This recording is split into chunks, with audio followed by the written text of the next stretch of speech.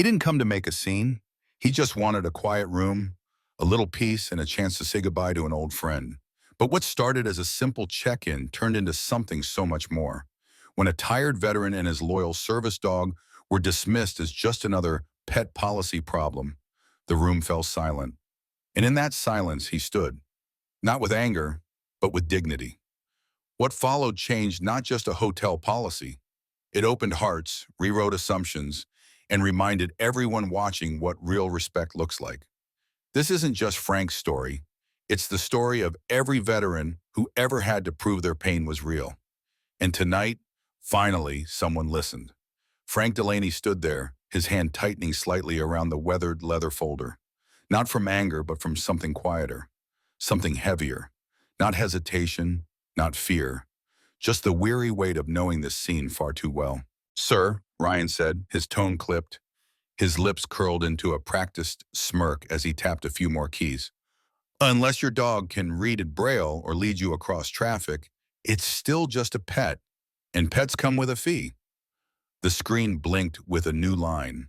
Additional fee, 180. Frank said nothing. He didn't flinch, didn't argue. He simply stood there, still as a statue molded from years of duty and discipline. Shadow remained at his side, silent, alert, his dark eyes tracking the mood in the room like radar. The dog didn't move, but his presence was a reminder that Frank wasn't alone. Not really. Ryan smirked again, confident he had the upper hand. He spun the monitor just enough for Frank to read the glowing digits. 180, non-refundable. Animal sanitation. Outside, the snow had begun falling harder, thick flakes swirling under the orange glow of the parking lot lights. Inside, the cold was sharper. No longer just from the Montana winter, but from something more subtle and cruel. Frank opened the folder with the same calm, deliberate care he used to open classified packets back in the days when lives hung in the balance. Inside, neatly organized, were the documents he had learned to carry wherever he went. His life story reduced to proof. Proof he had served, proof of trauma, proof of need. He spread them out in front of Ryan one by one. "My VA medical authorization," Frank said with quiet clarity. "This outlines the diagnosis. That one confirms Shadow's verification certification. This," he tapped the paper gently, "is the federal statute, ADA protections. It says you can't charge me for a service animal." Ryan barely glanced at the top sheet before leaning by, arms crossed. He let out a lazy exhale like he'd heard it all before. "Yeah," he said, shrugging. "We get all kinds with paperwork like that. But the owner's really strict. The carpets are old, smells linger, dander settles. It's company policy." Oh, no, there it was again. That phrase Frank had come to hate. Company policy, a shield people hid behind to avoid accountability. Frank didn't raise his voice. He didn't argue. He just stood there as Ryan added the charge anyway, tapping in the fee like it was routine. Because to Ryan it was. Shadow shifted slightly, nudging against Frank's leg with quiet reassurance. Not agitated, just aware. The way he always was when Frank's heart rate changed, when the tremors beneath his skin started to rise. Frank inhaled, slow and steady. The years had taught him control. But then the phone rang. Ryan reached for the receiver with one hand, eyes still locked on the screen. "Red Elk Lodge," Ryan speaking. There was a pause, and then something changed. Whatever voice was on the other end of that line, it wasn't just asking questions. It was giving orders. Firm, unwavering. Ryan's face blanched. The smugness drained from his features, replaced by a stuttering confusion. "Yes, sir," he said quickly. "No, I didn't realize. I understand. Right away." Another pause. "Yes, I'll inform the staff, effective immediately." "Yes, sir, thank you." When he hung up, his hands were trembling slightly.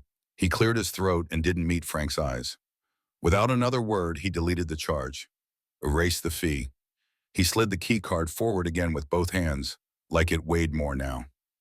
"Room 1061, Mr. Delaney, Barishawn," Ryan said, voice thin and formal. "We apologize for the misunderstanding. There will be no charge for Shadow." Frank said nothing, just nodded once and gathered his papers with quiet precision. He tucked them back into the leather folder, the edges curled with time and travel.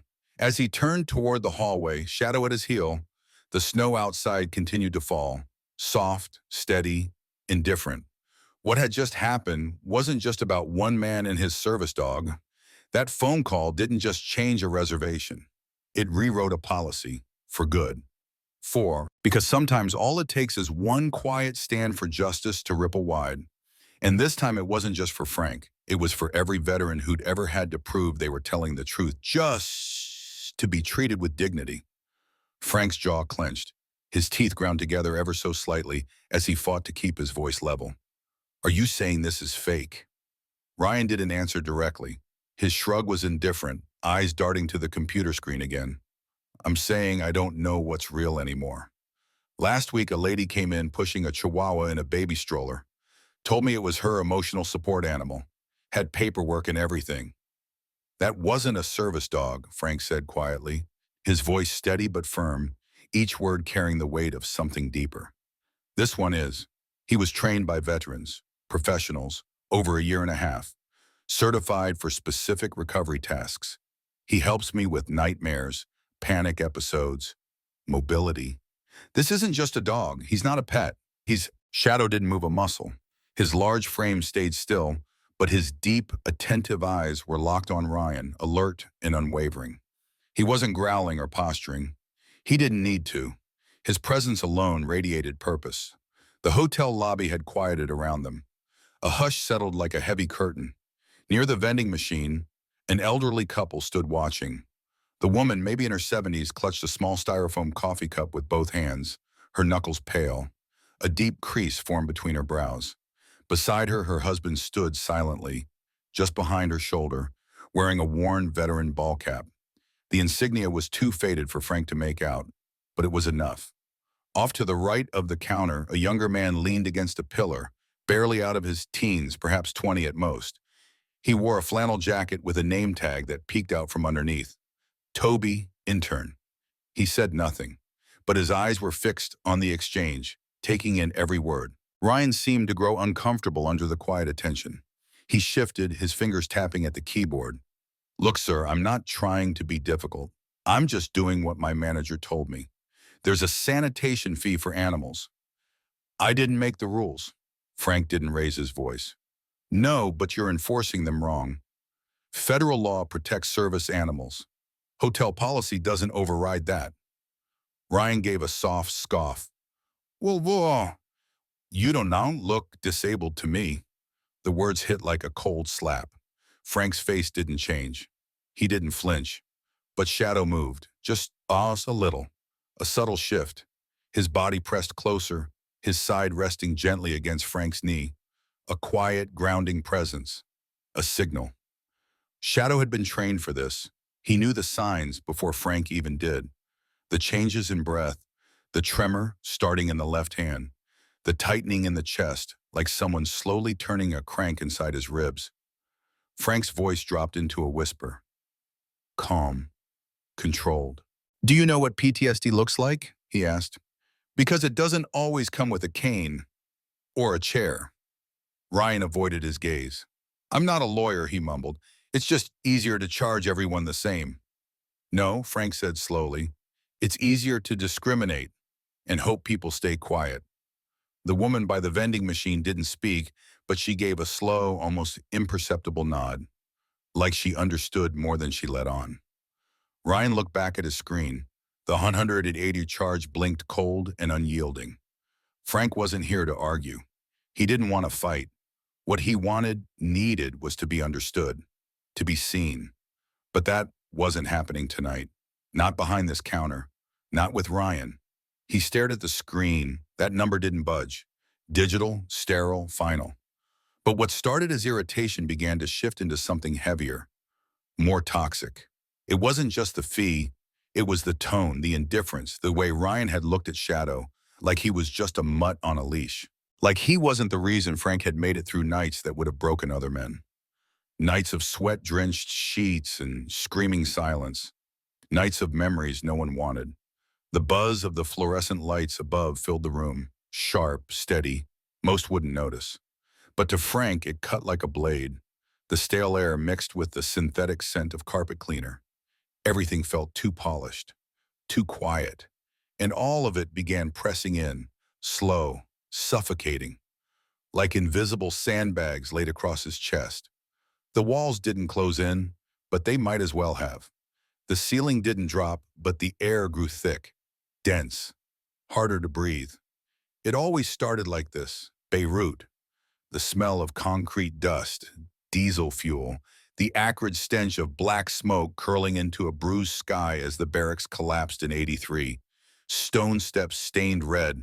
Young men, boys barely old enough to shave, dragging each other from twisted rubble, screaming for medics who never came. Iraq, the heat. Even now, Frank could feel it clawing at the back of his throat. Dry, merciless. He'd driven through Fallujah, passing street markets that smiled at you one moment, exploded the next. Children so young used as bombs, their innocence weaponized. One wrong glance, one wrong step. Panama.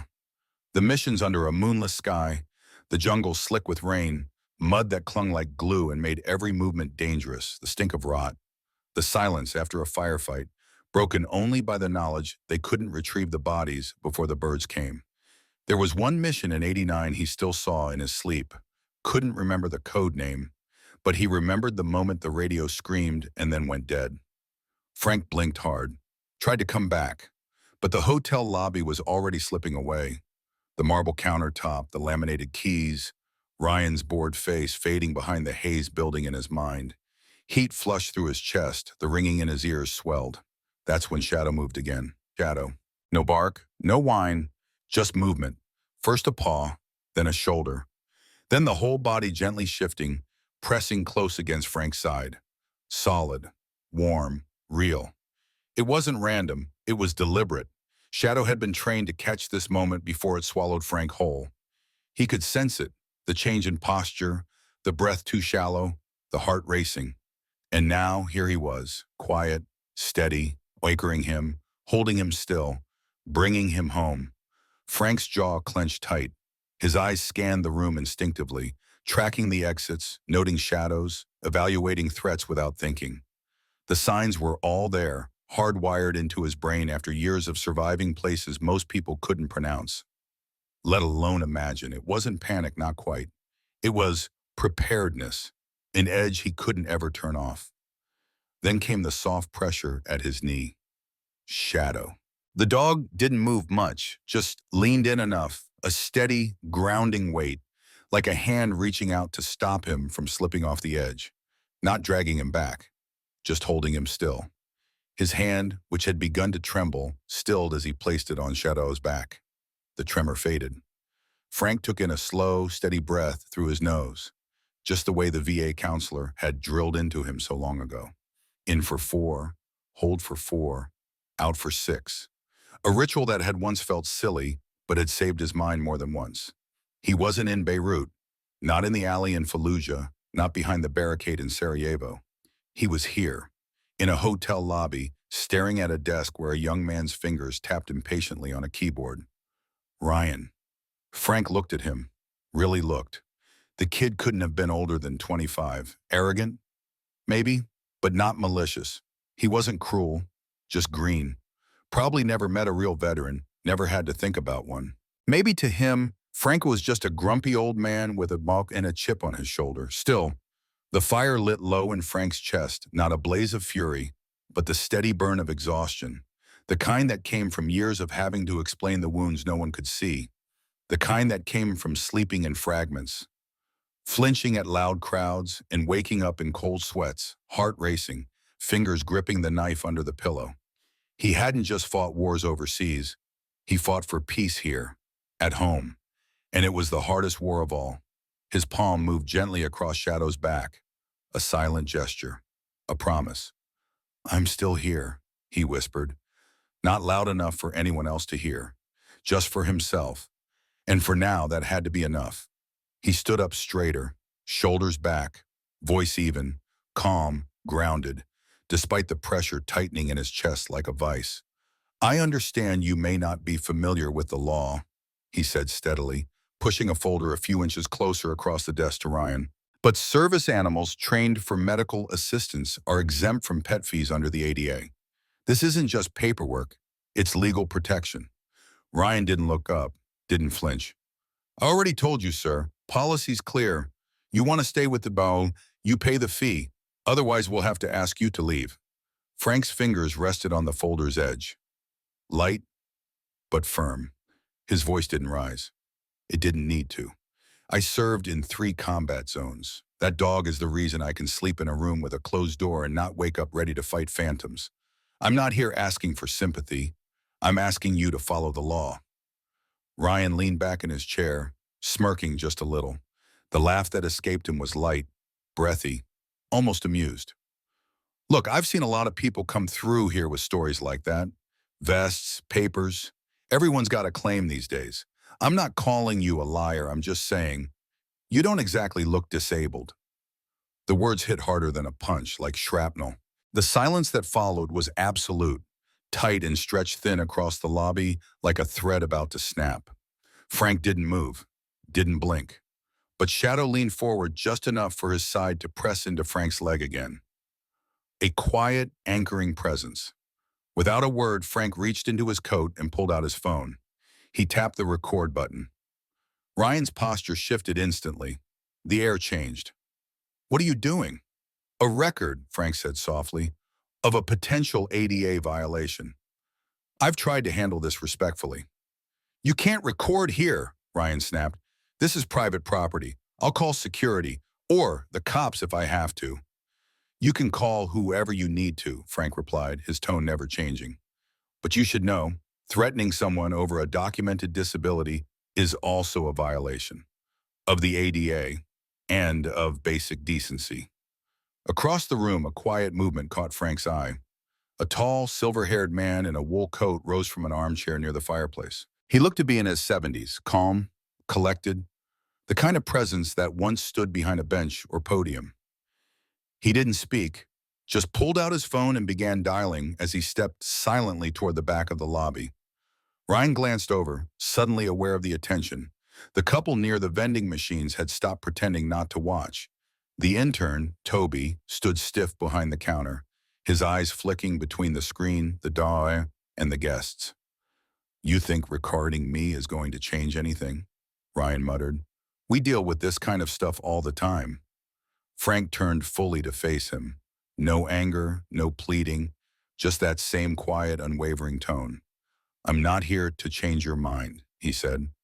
I'm here so the next veteran with scars you can't see doesn't have to explain his pain to someone who thinks they know better. Ryan said nothing, just stared.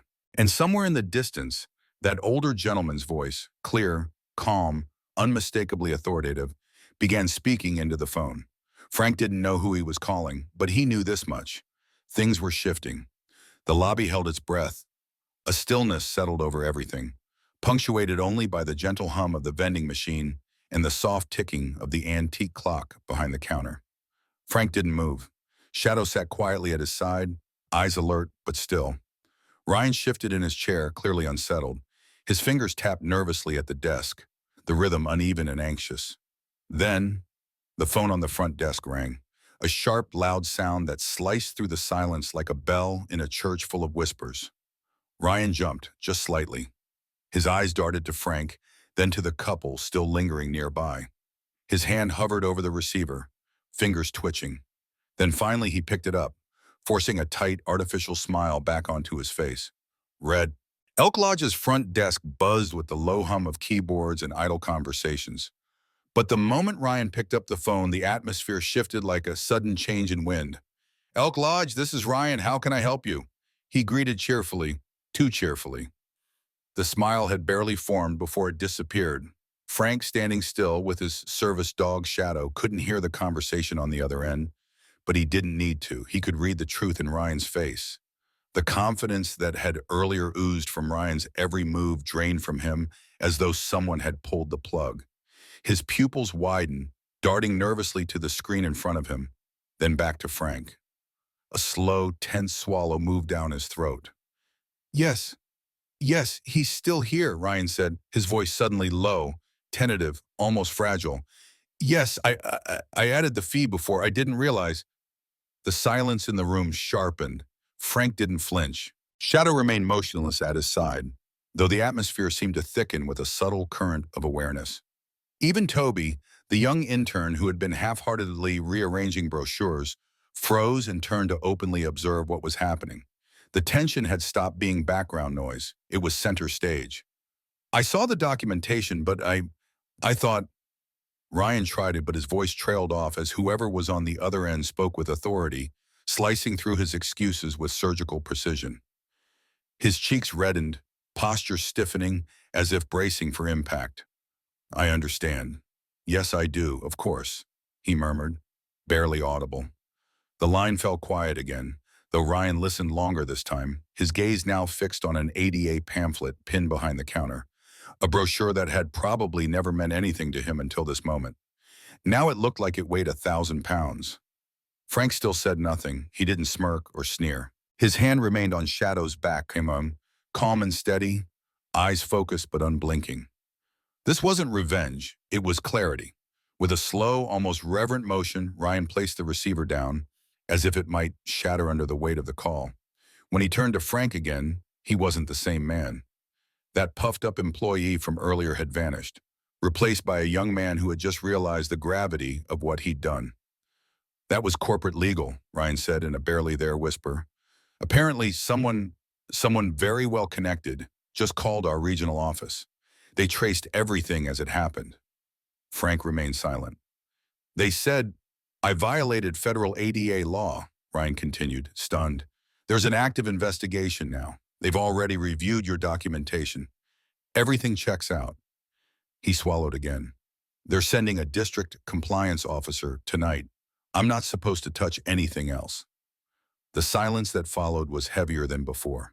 The judge, an oldest man who had made a call earlier, reappeared silently from behind, phone tucked away, nodding respectfully at Frank before walking toward the exit. Shadow subtly adjusted his posture, sensing the shift. There was no more tension, only the slow, deliberate restoration of justice. For the first time that evening, Frank let himself breathe in fully, no longer armored by anticipation. It wasn't victory, not yet, but the war tonight might finally be done. Behind the desk, Ryan remained frozen. His fingers trembled slightly as he returned them to the keyboard, but there was no defiance left, only compliance. Corporate hadn't just ordered him to remove the charge. They had spelled out every step, corrected immediately, no pushback, no argument, just fix it. He navigated to Frank's guest profile, glancing between screens. Sir, I'm removing the sanitation fee now, Ryan said, his tone hushed. And I've been instructed to upgrade you to one of our signature suites. No charge. Frank said nothing, his expression unchanged. Shadow sat upright at his side, silent and still, a protector who didn't need to growl. Ryan cleared his throat and picked up a second keycard. He placed it gently on the counter, sliding it across without meeting Frank's eyes. And I owe you an apology. The room felt suspended in time. The couple near the vending machine stopped pretending to browse. Toby leaned against the back wall, eyes wide, mouth slightly open. I made a mistake, Ryan confessed, the words unsteady but genuine. I didn't understand the law. I shouldn't have questioned your documentation or said what I said about your disability. His voice cracked, just a hair. I was wrong.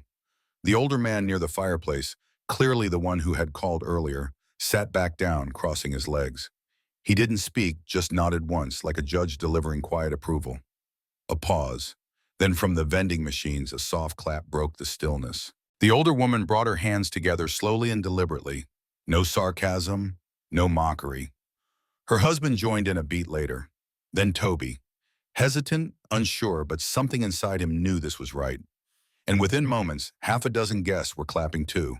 Not loudly, not theatrically, just enough to acknowledge the moment, to say, we saw. Ryan's cheeks flushed again, but this time he didn't hide or protest. The weight of his ignorance and its consequences was now fully visible on his face. Not just what it had almost cost Frank, but what it had nearly cost him. Then the lodge's front doors opened, letting in the night air and a figure moving with purpose. A woman in her early 50s stepped inside briskly. She wore business slacks, a lodge-branded jacket, and a badge swinging from a lanyard around her neck. Mr. Delaney, she asked, her eyes scanning the room and landing on Frank. I'm Evelyn Price, regional manager. I was just briefed by legal. May I speak with you privately? Frank gave her a slow nod. Shadow rose without a sound, his large frame moving beside his partner with practiced grace. Ryan stepped aside wordlessly as Evelyn approached. Frank didn't glance back as he passed the front desk. But anyone watching could tell something had shifted. It wasn't just about rules or procedure anymore. It was deeper than that. The law had spoken, yes, but so had the room, and the message couldn't be clearer. Dignity isn't something you earn, and respect isn't negotiable. The suite was far more than he needed. A king-size bed, a supple leather armchair, and a stone fireplace glowing softly in the corner. But it wasn't more than he deserved. He paused just inside the doorway. His shoulders were still rigid, his eyes scanning the space instinctively. 2 windows, 1 fire escape, heavy door with a solid deadbolt, bathroom mirror facing the hallway. His mind mapped the room with precision. It was second nature. Old habits didn't vanish. They just sank quiet, waiting in the background. Shadow entered first, pacing the room in a slow, practiced circle, nose to the floor, tail level. He inspected everything carefully before returning to Frank's side and sitting, eyes focused on him, steady and silent. Frank nodded slightly. Clear, huh? He murmured, as if the dog could hear the weight in his tone. He dropped the weathered leather folder onto the desk, shrugged off his coat, and eased himself into the armchair beside the fireplace. The heat seeped into his knees, dulling the ever-present ache. He leaned back, letting the silence settle in around him like an old blanket finally found after too many cold nights. But peace wasn't easy. As he stared into the flames, faces returned. Young faces, some far too young. Brothers in arms who once shared bunks, burdens, and battlefields. Williams, always humming Sinatra on the carrier deck in '83. Ramirez grinning even as the thick jungle closed in around them in Panama. Bellamy, always ready with an extra magazine and a worse punchline in Iraq, until the convoy hit the pressure plate. Frank hadn't seen them in years, but they came often, especially in moments like these. Quiet memories that flickered just like the fire. Ghosts born of smoke and silence. He closed his eyes for a breath and saw Bellamy again, half joking, asking, "You think they'll remember us back home?"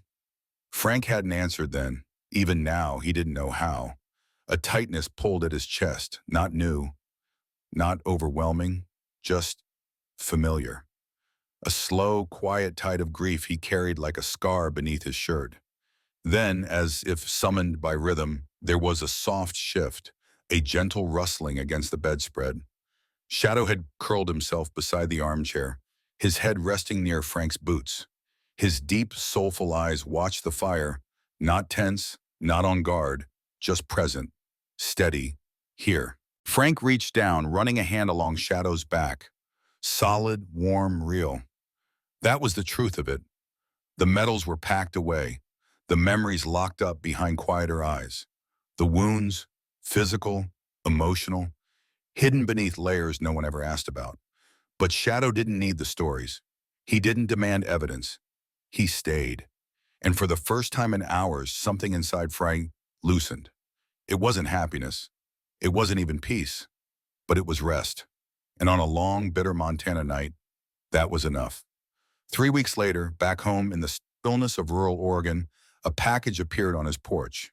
No sender, no branding, just his name, Frank Delaney, typed neatly on a white label.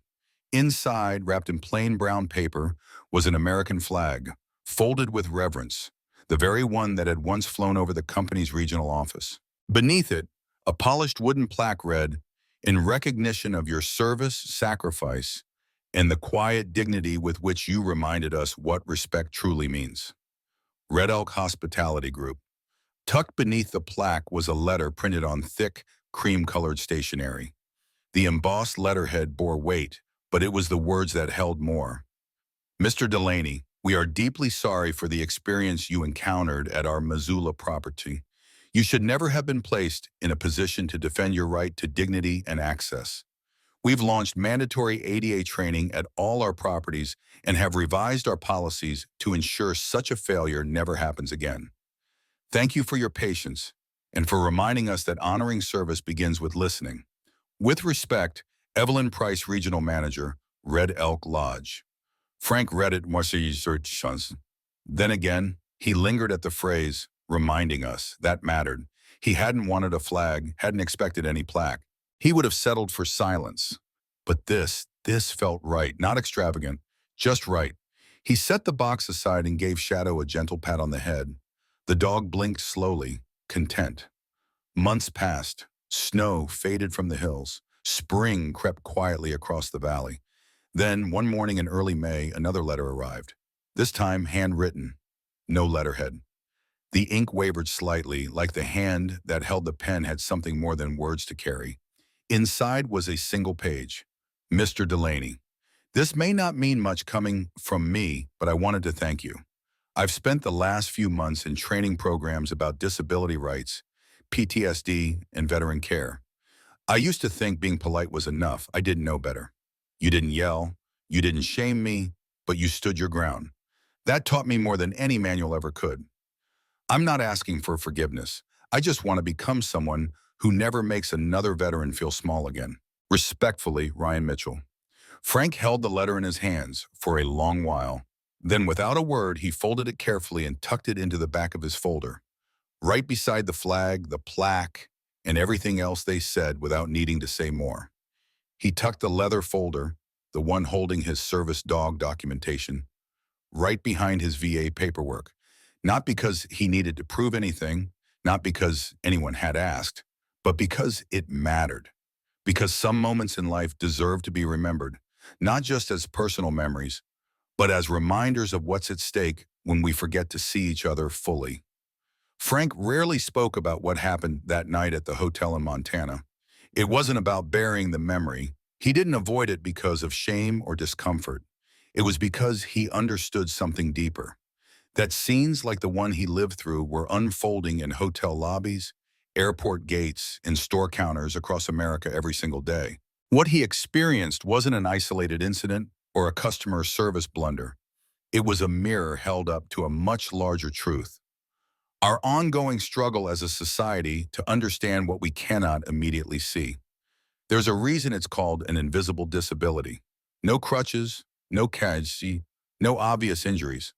People look at a man like Frank, steady on his feet, composed, polite, and assume he's just fine, that he couldn't possibly be someone who's still fighting demons. But trauma doesn't always show up in ways the eye can detect. Healing doesn't always look like a limp or a scar, and pain doesn't always come with a visual cue. We've been taught to recognize disability in specific forms: a wheelchair, a cane, a hospital bracelet. If we don't see these, we often jump to conclusions. They must be exaggerating. They must be fine. But the truth, millions of Americans, many of them veterans, wake up each morning and go to bed each night wrestling with battles that no one else can see. Anxiety that won't let them sleep. Flashbacks that hijack peaceful moments. Hypervigilance that makes crowds unbearable. Panic that comes out of nowhere. Depression that doesn't lift for days. For them, a trained service animal isn't a pet. It's not a convenience. It's the one thing that brings a sense of control when everything feels like it might unravel. Shadow, Frank's service dog, isn't a companion. He's an anchor.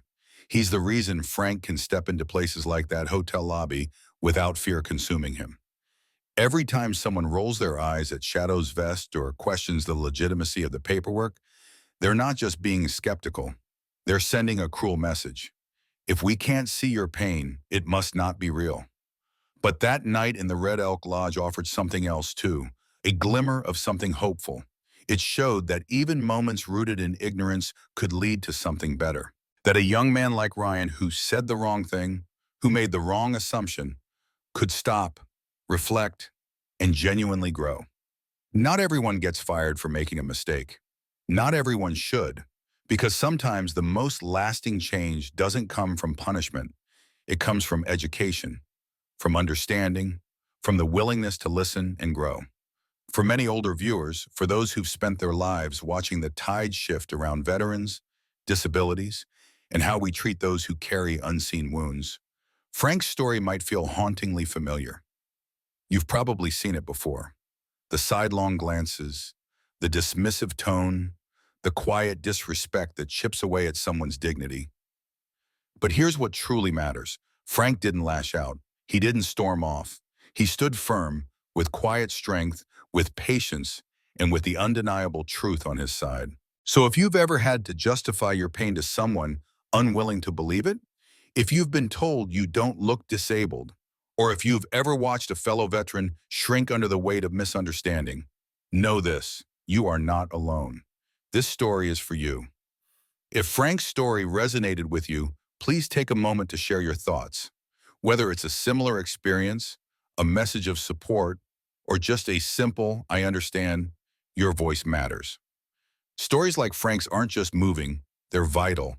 They open eyes, challenge assumptions, and remind us what real respect looks like. Let's make this more than just a story. Let's make it a conversation. And if you found meaning in this story, please like the video, subscribe to the channel, and join us in sharing more quiet, powerful truths from those who have sacrificed more than most ever will, and who ask for so little in return. Thank you for watching.